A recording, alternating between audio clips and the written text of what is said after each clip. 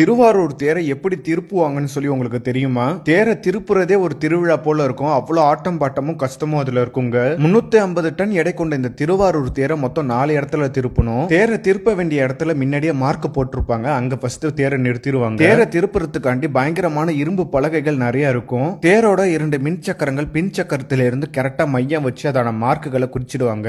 Mark பண்ண இடத்துல கரெக்டா இரும்பு பலகையை போட்டுட்டு அதுக்கு மேலதான் தேரை திருப்புற போல பிளான் பண்ணுவாங்க. இதை செய்யறதுக்காண்டி அங்க நிறைய டீம் இருக்காங்க. இவங்க எல்லாருமே திருவாரூர் மண்காரங்க. ஒரு ஆன்மீகமான தேரை அறிவியல் முறைப்படி இங்க செய்யறத நீங்க பார்க்கலாம். இந்த திருவாரூர் தேரை கூட நிறைய பேர் பார்த்திருப்பீங்க. ஆனா இந்த காட்சியை யாருமே பார்த்திருக்க மாட்டீங்க. அதனால வீடியோ பார்க்கறவங்க எல்லாருக்குமே ஷேர் பண்ணி விடுங்க. தேர் இப்ப வலதுபுறமா தான் திரும்பி நிறுத்தணும். அதனால இடதுபுற மின் சக்கரத்திலையும் வலதுபுற மின் சக்கரத்திலையும் தான் இந்த பலகை போடுவாங்க. இந்த இரும்பு பலகைகளை அரைவட்டமா தான் வைப்பாங்க. ஒரு பலகை மீது இன்னொரு பலகை இருக்கணும். இதெல்லாம் கரெக்டா கண்காணித்து சரியா பண்ணணும். இல்லைன்னா கொஞ்சம் சொதப்பிடும். ஒவ்வொரு வளைவிலையும் அரை மணி நேரத்துல இருந்து 1 மணி நேரம் வரை இந்த வேலை செய்ய ஆகலாம். இப்ப பலகையை சரியா பண்ணிட்டாங்க. இப்ப தப்பு அடிச்சு அந்த பலகை மேல தேரை கரெக்டா நிறுத்தணும். தேரை இரும்பு பலகை மேல நிறுத்தி முட்டுக்கட்டை போட்டுட்டாங்க. இப்ப வடத்தை எல்லாம் வலது பக்கமா எடுத்துட்டு போகணும். இந்த திருவாரூர் வடம் மொத்தம் 4ங்க. ஒவ்வொரு வடத்திலையும் 500ல இருந்து 1000 மக்கள் தேர் இழுப்பாங்க. இப்ப தேரோட 2 சக்கரமும் இரும்பு பலகை மேல நிறுத்தியாச்சு. இப்ப இரும்பு பலகையில தேர் சக்கரம் வழுக்கிட்டு போக அதுல கிரீஸ் மட்டும் விளக்கெண்ண தடவணும். வழவழப்பு இருக்கிறதால தேர் சக்கரத்துக்கு பெருசா டேமேஜ் ஆகாதுங்க.